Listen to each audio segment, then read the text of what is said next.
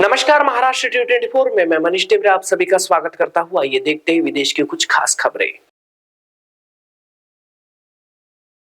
देश में सरकार के खिलाफ विरोध प्रदर्शन अब नेपाल से आगे बढ़कर ब्रिटेन तक पहुंच गया है। शनिवार 13 सितंबर को लंदन की सड़कों पर ब्रिटेन के इतिहास का सबसे बड़ा विरोध मार्च आयोजित हुआ, जिसमें अनुमानित 1 लाख से अधिक लोग शामिल हुए। यह मार्च टॉमी रॉबिन्स के नेतृत्व में हुआ, जिनके इशारे पर इतने बड़े पैमाने पर लोग अपनी सरकार के खिलाफ सड़कों पर उतरे। टॉमी रॉबिन्स का असली नाम स्टीफन एक्सली लेनन है। वो 41 साल के हैं और उनका क्रिमिनल रिकॉर्ड काफी लंबा है। उन्हें कई बार जेल भी जाना पड़ा है।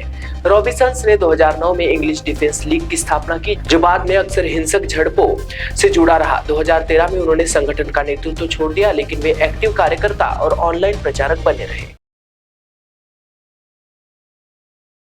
इजराइल के प्रधानमंत्री बेंजामिन नेतन्याहू को लेकर एक बार फिर न्यूयॉर्क शहर से मेयर पद के डेमोक्रेट उम्मीदवार जोहरान मदनानी का बड़ा बयान आया है। ममदानी ने कहा है कि अगर वो चुने जाते हैं तो न्यूयॉर्क शहर में घुसते ही नेतन्याहू को गिरफ्तार करवा देंगे। द न्यूयॉर्क टाइम्स को दिए गए एक इंटरव्यू में ममदानी ने कहा कि यह एक ऐसा काम है जिसे मैं पूरा करना चाहता हूँ। हालांकि अमेरिका अंतर्राष्ट्रीय आपराधिक न्यायालय के अधिकार को मान्यता नहीं देता और न ही उनके अधिकार को मान्यता देता है।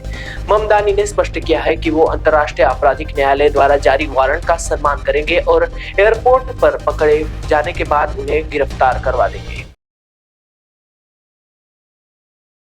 अमेरिकी राष्ट्रपति डोनाल्ड ट्रंप ने शनिवार को कहा कि अमेरिका रूस और चीन पर बड़े प्रतिबंध तभी लगाएगा जब नाटो देश रूस से तेल खरीदना बंद कर देंगे। हालांकि ट्रंप ने इस दौरान भारत का जिक्र नहीं किया। दरअसल ऐसे संकेत मिल रहे हैं कि अमेरिका और भारत किसी अलग समझौते की दिशा में काम कर रहे हैं। ट्रूथ सोशल पर पोस्ट किए गए ट्रंप के इस फैसले को लेकर कई सवाल भी खड़े हो रहे हैं। आलोचकों का कहना है कि अमेरिका पहले आपकी नीति क्यों अपना रहा है, वह रूस और अमेरिका पर सीधे प्रतिबंध क्यों नहीं लगा रहा है। वही अमेरिकी राष्ट्रपति ने नाटो सहयोगी से कहा कि जब तैयार हो मैं जाने को तैयार हूं, बस बताइए कब। नेपाल में संसदीय चुनाव की तारीख का ऐलान हो चुका है। राष्ट्रपति रामचंद्र पौडेल ने कार्यालय ने बयान जारी कर कहा है कि देश में अगले साल 5 मार्च 2026 को संसदीय चुनाव आयोजित किए जाएंगे। राष्ट्रपति रामचंद्र पौडेल ने अपील करते हुए कहा कि कठिन परिस्थिति का शांतिपूर्ण समाधान मिल गया है। उन्होंने यह भी कहा कि संविधान, संसदीय प्रणाली और संघीय गणराज्य की स्थापना हो चुकी है। राष्ट्रपति पौडेल ने शुक्रवार 12 सितंबर 2025 को नेपाल की नवनियुक्त अंतरिम प्रधानमंत्री सुशीला कार्की की सिफारिश के बाद देश के संसद को भंग किया और अगले संसदीय चुनाव को लेकर अंतिम फैसला किया। इसके साथ ही उन्होंने आगामी संसदीय चुनाव को सफल बनाने के लिए सभी पक्षों में सहयोग की अपील की है। नेपाल के राष्ट्रीय स्वतंत्र पार्टी के अध्यक्ष रवि लामिछाने को नेपाल पुलिस ने शनिवार 13 सितंबर 2025 को वापस उनके घर भेज दिया है।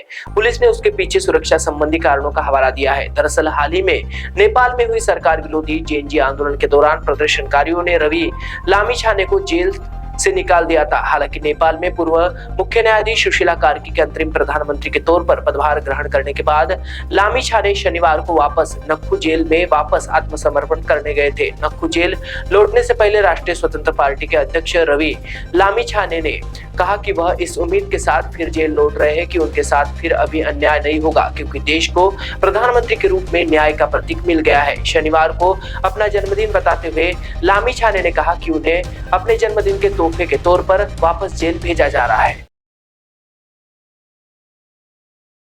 आज की विदेश की खबरों में बस इतना ही। अधिक जानकारी के लिए देखते रहिए महाराष्ट्र T24।